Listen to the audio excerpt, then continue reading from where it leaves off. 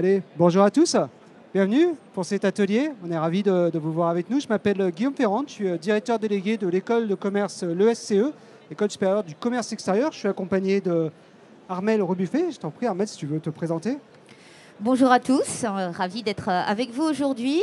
Donc moi je travaille chez Business France. Donc notre structure est chargée d'accompagner les entreprises dans leur développement à l'international.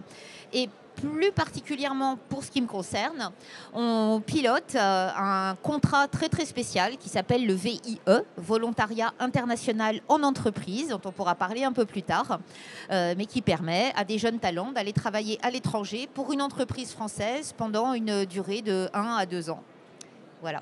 Merci. Et puis nous avons donc Séverine Peters d'Esteract. Alors est-ce que tu veux nous dire ce que tu fais ? Merci beaucoup Guillaume. Donc moi je travaille pour Expertise France. Ouais. Ah, c'est bon, vous l'entendez ? Je travaille pour Expertise France, donc, qui est l'opérateur de coopération internationale français. Et donc moi je suis la directrice du département économie durable et inclusive. Donc dans mon département on gère des projets dans plein de sujets différents. En particulier tout ce qui est entrepreneuriat et innovation. Mais également tout ce qui est les politiques commerciales, politiques économiques et commerciales, et également tout ce qui concerne la culture, le patrimoine et le sport. Donc ça fait beaucoup de sujets.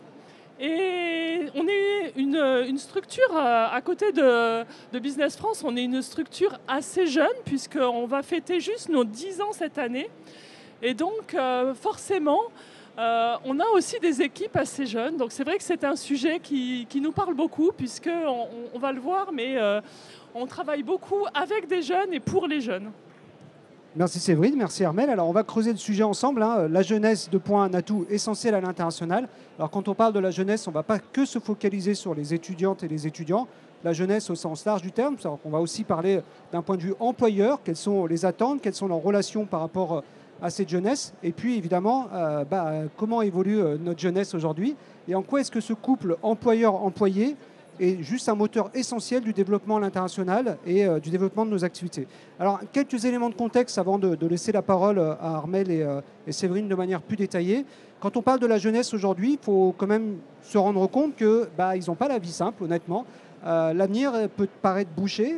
Il y a la guerre dans le monde en ce moment, je ne vais pas vous les expliquer. Il y a des dimensions liées à tout ce qui touche au développement durable, à la responsabilité sociétale, avec des grandes questions.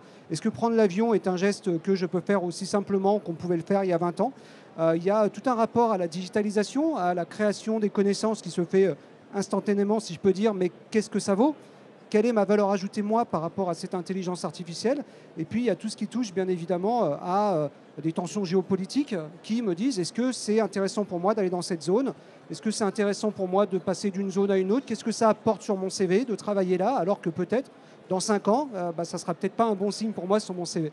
Donc, tous ces éléments-là font que la jeunesse, aujourd'hui, quand on a 20 ans, on a un rapport à l'avenir qui peut être un peu particulier.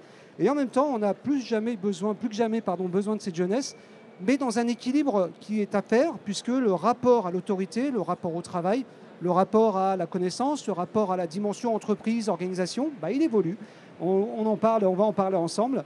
Donc vous voyez, au cœur de cet atelier, il y a vraiment cette relation, ce couple jeune au sens employé et jeune au sens employeur. Comment est-ce qu'en tant qu'employeur, je fais pour travailler avec des jeunes et comment en tant qu'employé, je fais pour travailler avec des employeurs plus ou moins jeunes et qui ont des besoins de développement international.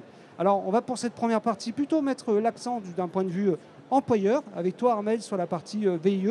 Je te donne la zapette, parce que je sais que tu veux présenter des choses, notamment sur Business France. Tu me dis si c'est le moment ou pas.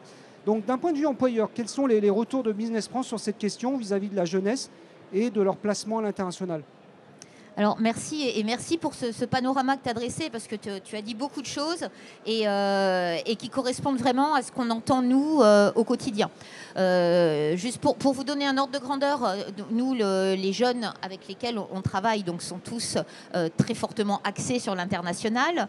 On a aujourd'hui 64 000 jeunes qui souhaitent partir en VIE et qui nous ont fait part de leur candidature sur le site qui s'appelle Mon VI, Mon Volontariat International. Et on a en face de ça à l'instant T à peu près 2000 offres d'emploi de la part des entreprises pour partir en VIE. Et sur une année, il y a à peu près 8000 départs. Donc on a l'impression qu'il y a un peu un déséquilibre en faveur des jeunes. Et pourtant, quand on parle aux entreprises, systématiquement, elles nous expliquent leur double défi. Le premier, c'est attirer les jeunes, ceux dont elles ont besoin, les profils dont elles ont besoin chez eux, chez elles. Et le deuxième, une fois qu'on les a attirés, comment les garder. Et c'est vraiment le double défi qui se pose à une entreprise et qui derrière, je parlais avec un étudiant hier qui me montrait son CV et je lui disais mais c'est pas du tout comme ça qu'il faut que tu le présentes. Ce qu'il faut que tu dises, c'est que tu expliques à l'entreprise, que tu la rassures et que tu lui dises moi, vous avez raison de passer du temps en entretien avec moi parce que ça m'intéresse vraiment de travailler chez vous. Et 2, j'ai envie de rester chez vous au moins quelques années. Et ça, c'est vraiment les deux défis pour l'entreprise. Alors après, l'entreprise, qu'est-ce qu'elle veut? Qu'est-ce qu'elle cherche chez un jeune? Là aussi, on pense, les jeunes ont encore tendance aujourd'hui à penser que c'est d'abord le profil, qu'est-ce que j'ai fait comme études, dans quelle bonne école j'ai été, qu'est-ce que j'ai fait comme stage. Or, l'entreprise, ce qu'elle cherche, c'est d'abord et avant tout ce qu'on appelle les soft skills, c'est-à-dire, encore une fois, ce qui va la rassurer en tant qu'employeur sur le fait que ce jeune, quand il sera chez moi, il va se sentir bien. Et il va se sentir bien pourquoi? Parce que j'ai envie de quelqu'un qui soit agile, qui soit capable de s'adapter à ses collègues, encore plus dans un milieu international. Quand on travaille à l'international, on va être amené à travailler dans un pays. Mais travailler dans un pays, c'est pas travailler avec une nationalité, c'est travailler avec des gens qui viennent de plein de pays différents.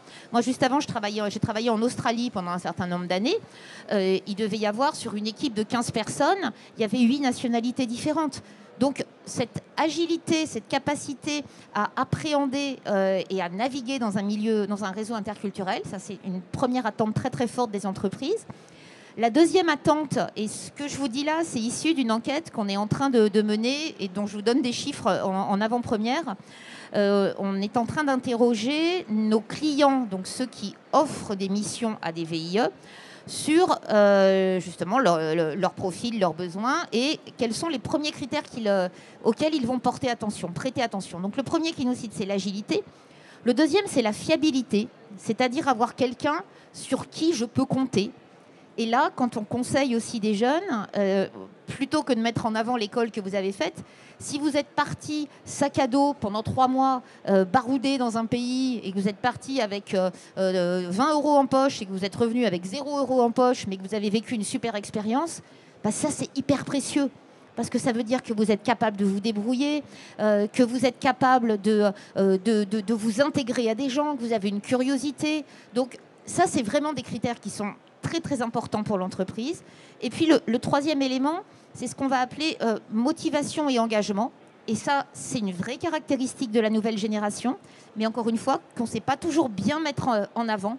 Et dans les CV, mettez en avant tout cet engagement extra-professionnel, extra-scolaire dans des associations, dans du scoutisme, être président de son club de foot. Enfin voilà, ça c'est vraiment des éléments moteur et fondamental de ce que recherche l'entreprise, encore une fois, avant tout pour être rassurée sur le fait que le temps qu'elle passe à recruter un collaborateur et à le former, ça va pas être du temps perdu, mais ça va être de l'investissement pour derrière avoir les managers de demain et les collaborateurs de demain, mais dans le vrai sens de collaboration et pas simplement de relation employeur-employé.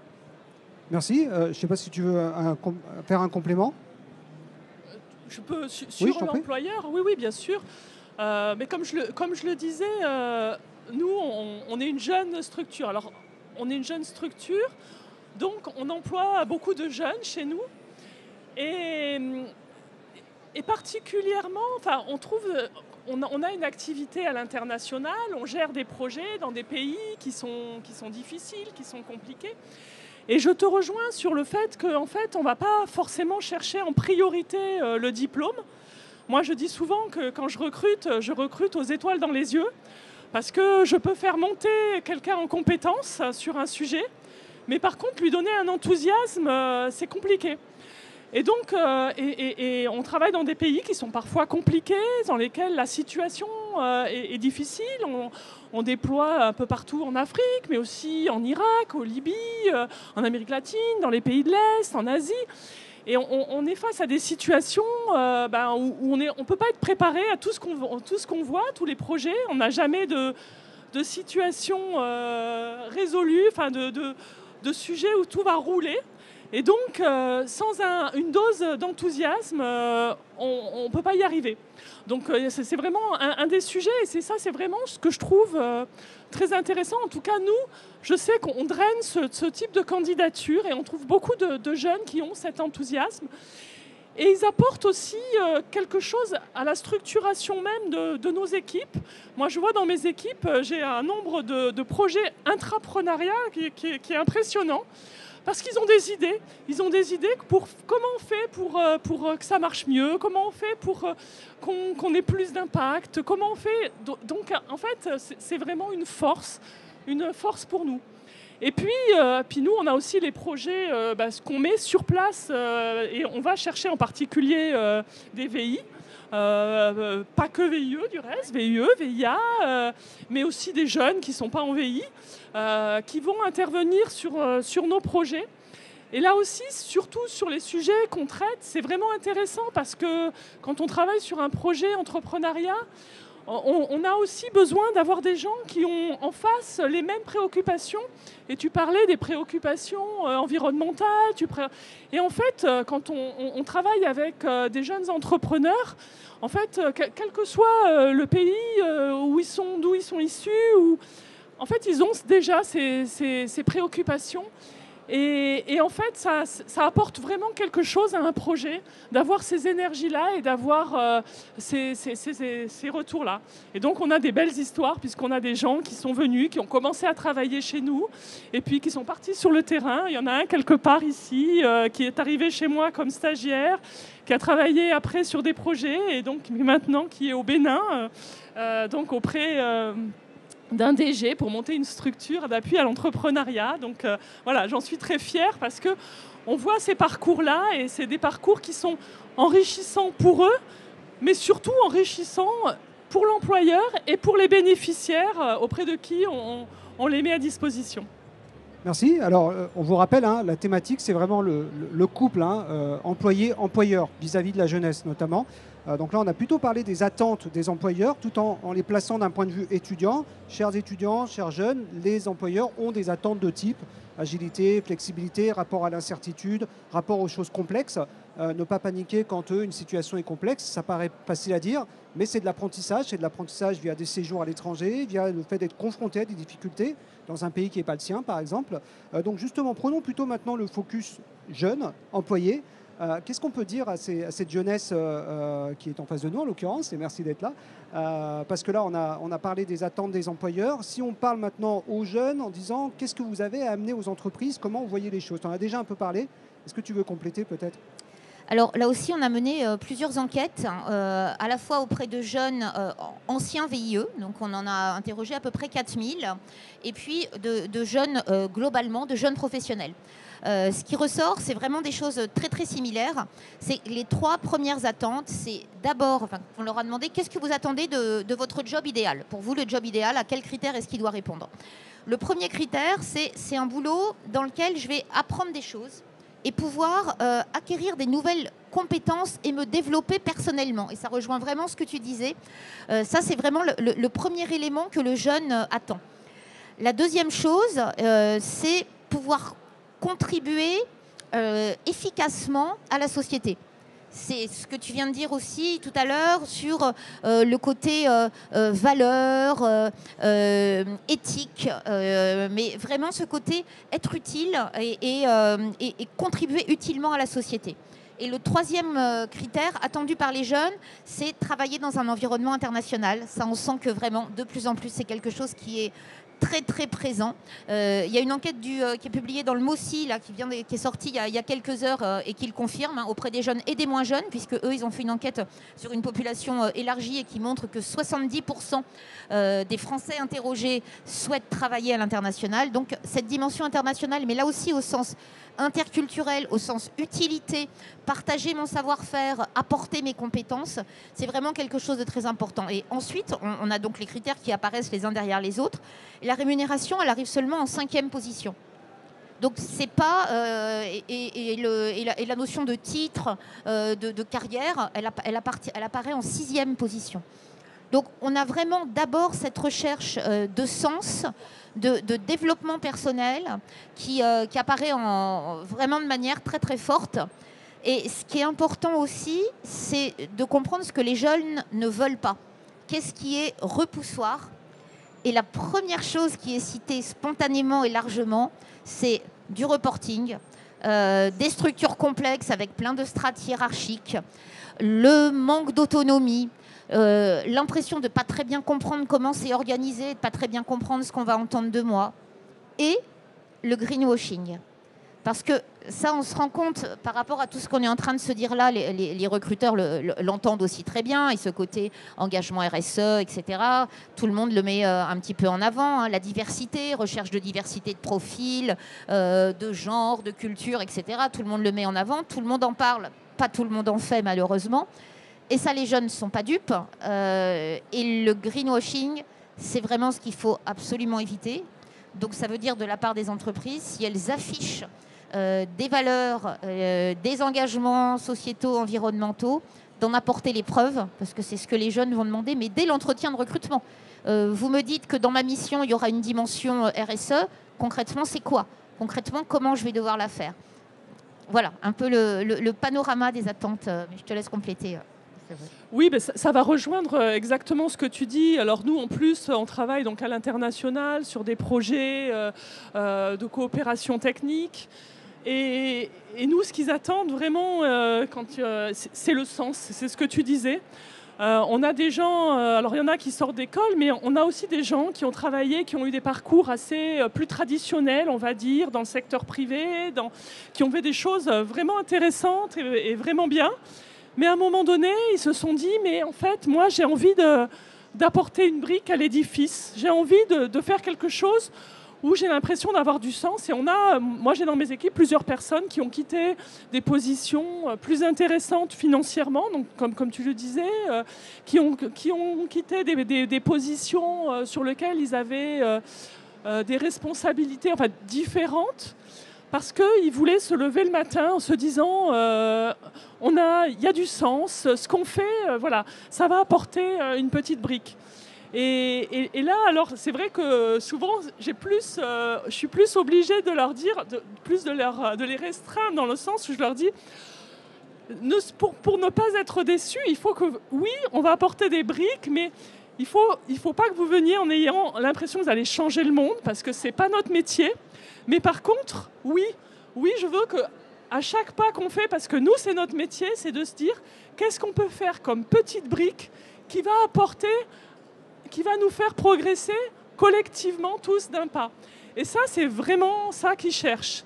Et comment les accompagner pour que ça reste là, parce que c'est vrai que ça, c'est ce qu'on peut dire en entretien, et puis comment ça se passe, c'est que moi, je me suis rendu compte que justement, parce qu'ils ont des idées, parce qu'ils ont envie d'avancer, il faut en même temps leur laisser de la latitude. Ils recherchent cette autonomie, et en plus, quand on leur en laisse, ils ont des idées, et ils nous font progresser, nous tous, vers des choses moins stéréotypées que ce qu'on peut avoir. Alors, dans notre métier, on a fait de l'aide au développement depuis des années. C'est pas toujours très concluant. Et donc moi, en tout cas, dans mon département, c'est ce que j'essaye de faire, c'est de dire, on mise aussi sur des choses nouvelles. Et pour avoir des choses nouvelles, quoi de mieux que des jeunes qui ont cette appétence, cette volonté. Alors on ne peut pas non plus les laisser, parce que sinon ils se sentent perdus aussi. Et c'est arrivé parfois des jeunes qui nous disaient, en fait, tu me laisses trop de champ libre. Donc, il faut les accompagner aussi sur ce chemin-là. Mais je pense que c'est vraiment ça qu'ils cherchent.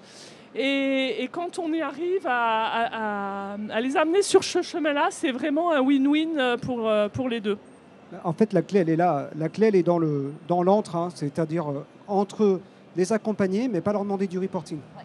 c'est vraiment cette question d'équilibre qui est là aujourd'hui au cœur de nos échanges finalement. Et le thème, la jeunesse, un atout essentiel à l'international, il est évident si on arrive à bien travailler avec la jeunesse.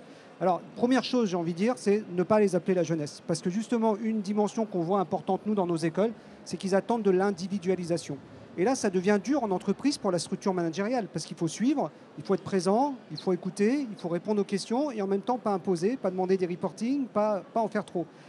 En même temps, je m'adresse plutôt aux jeunes. Donnez-vous aussi un petit peu le temps, parce que vous avez envie d'aller vite, ça c'est une caractéristique de la jeunesse, on a tous été jeunes, on était impatients, hein, clairement, l'impatience c'est important. D'un autre côté, dites-vous que les gens qui sont en place dans les structures, depuis peut-être 20 ans, 30 ans, qui ont d'autres expériences, ont peut-être pas cette capacité à tout de suite penser le monde de demain. Vous arrivez avec une vision du monde qui est le monde de demain. C'est pour ça qu'on a vraiment besoin de vous. Mais d'un autre côté, on le voit bien quand on fait de la formation en école, le plus dur dans notre métier actuellement, c'est de former les profs. C'est pas le temps de former les étudiants. Quand on parle de l'enseignement de développement durable, par exemple, le plus dur, le cœur du cœur, c'est comment j'accompagne moi mes profs pour qu'ils puissent derrière mieux former les étudiants. Ça qui, eux, sont déjà en attente de ça.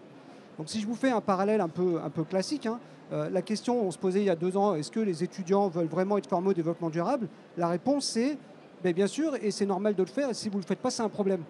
Alors qu'il y a 2 ans, on se posait encore de la question s'il fallait le faire ou pas et comment il fallait le faire. Donc ça va très très vite, très très vite. Alors quelques éléments plutôt focus formation, puisque le cœur finalement entre l'employeur et l'employé, c'est la formation. Comment on prépare ces jeunes par rapport aux attentes du marché, et comment on prépare aussi les entreprises à la réception de ces jeunes qui vont arriver demain en entreprise. On parle beaucoup de l'international, mais si on devait concrétiser l'international d'une manière claire et simple, nous, on s'est beaucoup posé la question parce qu'à l'École supérieure du commerce extérieur, notre métier, qui a été fondé par Business France il y a plus de 50 ans, c'est de former des gens à faire du développement international. Et quand on parle de l'international, finalement, on a mis plusieurs éléments clés. La première, c'est l'apprentissage des langues. Pourquoi des langues? Parce que même si on parle d'intelligence artificielle, finalement, vous prenez 2 personnes qui se parlent l'anglais alors que ce n'est pas leur langue natale, ils ne vont peut-être pas se comprendre. Et c'est là où ça devient vraiment intéressant, c'est qu'on ne parle plus de mondialisation au sens c'est global, mais d'une mondialisation régionalisée avec une affirmation des identités. À Barcelone, je ne suis pas espagnol, je suis barcelonais. Et là, je fais des choses qui sont plutôt proches de nous, mais si vous allez plus loin, il y a des provinces chinoises qui ne sont pas la Chine. On ne peut plus prendre un pays dans sa globalité et on n'a plus envie d'être pris dans sa globalité. D'où l'intérêt de vos programmes aussi qui permettent d'envoyer les gens dans vraiment des endroits précis sur des connaissances précises. Alors, ça, c'est le premier point sur l'apprentissage des langues et sur le fait de se dire que le monde global, finalement, ça n'existe pas. Et tant mieux, parce qu'il est beaucoup plus riche et beaucoup plus complexe tel qu'il est là. Donc ça veut dire qu'on en vient à un autre point, il y a toujours un mais. Comment je fais pour gérer cette complexité? Ça, c'est dur, parce qu'on n'a pas connu ça, finalement, nous, il y a 15-20 ans, la gestion de la complexité, ce n'était pas tout à fait la même chose. Le monde d'aujourd'hui est très complexe, mais c'est ce qui apporte des richesses. C'est là où ça devient intéressant, c'est qu'en fait, on se rend compte au niveau mondial qu'on a les mêmes problèmes, mais qu'on n'a pas du tout les mêmes approches sur les solutions à ces problèmes. Et si on arrive à se comprendre, en travaillant la langue, en se disant que derrière un mot dit en allemand, il y a toute une culture derrière qui veut dire quelque chose, un mot en chinois, il y a toute une symbolique, un mot, je ne vais pas faire toutes les langues, vous voyez ce que je veux dire. Si vous êtes capable de comprendre ça, vous allez sur la valeur ajoutée qui va apporter à l'instant T, au moment où vous voulez parler, vous êtes capable de comprendre vraiment le vrai enjeu derrière votre échange. Donc ça, c'est la première chose. La deuxième chose, c'est bien sûr qu'il faut le plus possible envoyer les étudiants à l'étranger. Ce n'est pas le cas de tous les étudiants, hein, mais si vous pouvez le faire, il faut le faire. Mais derrière le fait d'envoyer des étudiants, il se pose aussi une question, est-ce que je prends l'avion pour aller étudier en Corée? Est-ce que je prends l'avion pour aller étudier au Japon? Est-ce que je prends le train pour aller à Barcelone, à Londres, à Munich ou par exemple à Milan? Donc cette question-là, elle est aussi intéressante. On a un organisme qui rassemble plusieurs écoles, qui s'appelle la C2FM. Il y avait un thème sur la jeunesse à l'international. Et donc ils ont sondé toute une partie des étudiants. Je crois qu'il y avait à peu près 3 à 5 000 étudiants sondés. Et évidemment, les résultats sont complètement partagés. Oui, je veux continuer à prendre l'avion pour aller étudier à l'international. Loin, non, ça m'embête de prendre l'avion. Je veux avoir les mêmes opportunités sans prendre l'avion. Il n'y a pas de réponse oui, non, tranchée. Il y a vraiment un équilibre complet entre les deux. Donc vous voyez, sur ce genre de problématique-là, est-ce que vous avez des... Alors, on a beaucoup parlé du VIE, mais le VIE, concrètement, c'est quoi? Alors, on vous a mis quelques petites diapos, comme ça m'évite de parler pendant longtemps. Le VIE, c'est un contrat très spécifique, il n'y a qu'en France que ça existe, qui permet à un jeune jusqu'à l'âge de 28 ans de partir travailler à l'étranger pendant 1 an ou 2 ans pour une entreprise française. Ensuite, c'est vraiment une relation classique de travail entre l'entreprise et le jeune. L'entreprise confie une mission, encadre le jeune tout au long de son expérience dans le ou les pays choisis. Juste pour vous donner quelques chiffres et que vous voyez un petit peu ce que ça représente. Hein. Donc là, en ce moment, il y a pratiquement 11 500 jeunes qui sont en VIE quelque part dans le monde. Il n'y en a jamais eu autant. Les chiffres continuent à augmenter, ce qui veut dire que ça correspond vraiment à une attente et des jeunes et des entreprises, et avec une répartition géographique qui est finalement assez étonnante, puisque le premier pays, c'est la Belgique. Alors que ce n'est pas le premier pays dans lequel, quand on interroge les jeunes, ils rêvent plutôt de partir en Australie, en Nouvelle-Zélande, à New York. Mais le premier pays d'affectation, c'est la Belgique. Vous voyez après la répartition, donc on a quand même beaucoup de missions qui se trouvent, à peu près la moitié se passe en Europe. Et puis un tropisme assez important sur USA-Canada. Des missions, il y en a vraiment partout. Il y en a sur tout type de métiers, que ce soit des métiers d'ingénieurs, des métiers commerciaux, des métiers beaucoup plus spécifiques. Ça peut être aussi des boulangers, ça peut être des métiers très spécifiques dans la communication, dans les RH. Donc il y a vraiment de tout. Ce qui est important, et ce qu'il est important de comprendre, c'est que l'entreprise et le jeune sont reliés par une relation contractuelle très particulière. Le jeune n'est pas salarié de l'entreprise. Il est en relation avec Business France. C'est nous, Business France, qui versons aux jeunes sa rémunération.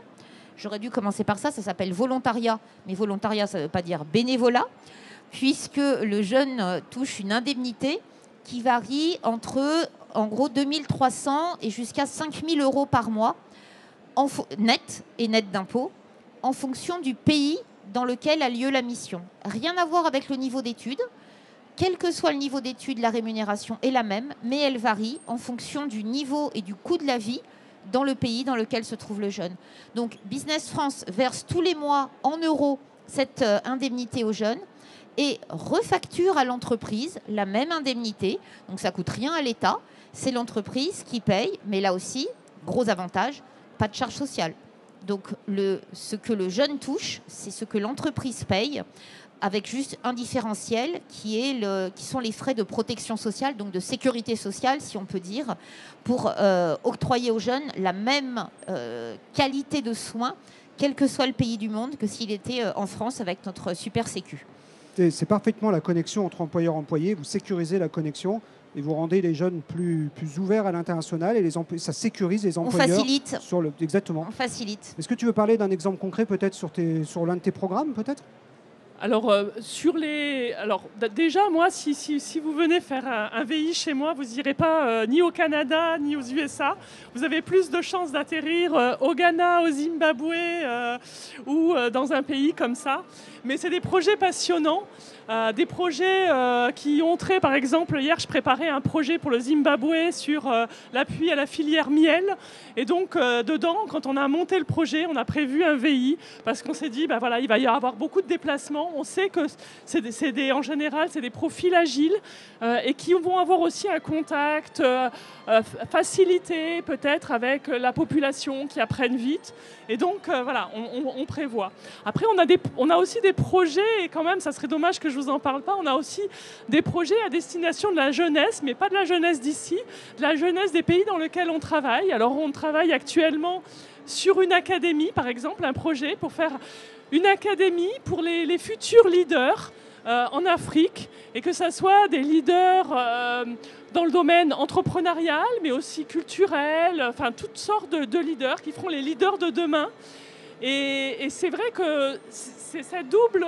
C'est vrai que la jeunesse, pour nous, elle est prise sous ces deux angles, sous les angles des gens avec qui on travaille, avec qui on se projette, mais aussi les gens, les personnes, les bénéficiaires de nos projets. On travaille beaucoup et on est à Big aujourd'hui, donc on travaille quand même beaucoup sur l'entrepreneuriat. Et quand on travaille sur l'entrepreneuriat, on travaille avec des délégations d'entrepreneurs, de jeunes entrepreneurs. Eux aussi, ils vont faire leur pays demain, ils vont se projeter et ils vont employer, ils vont faire... Donc c'est vrai que c'est pour nous, la jeunesse est un sujet qui est vraiment au cœur de nos problématiques, tant en interne que sur nos projets. Merci. Un mot de conclusion, si je peux dire, vis-à-vis plutôt école. Je salue ma directrice du bachelor commerce international parce qu'on a emmené nos étudiants sur le salon. Vous voyez, ce sont le genre de choses qu'on essaye de faire dans les écoles. On veut sortir les étudiants des salles de classe pour qu'ils se rendent compte, voilà, il y a des acteurs, on se pose les mêmes questions que vous. Et peut-être finalement, en mot de conclusion, écoutez, ne préjugeons pas. Finalement, c'est peut-être le mot le plus important parce que si on préjuge une attente de certains jeunes ou si on a des jugements sur des cultures, des pays, des façons de faire, alors on passe à côté d'un monde complexe qui nécessite d'être très ouvert. Voilà, merci de votre attention. Merci Armelle, merci Séverine.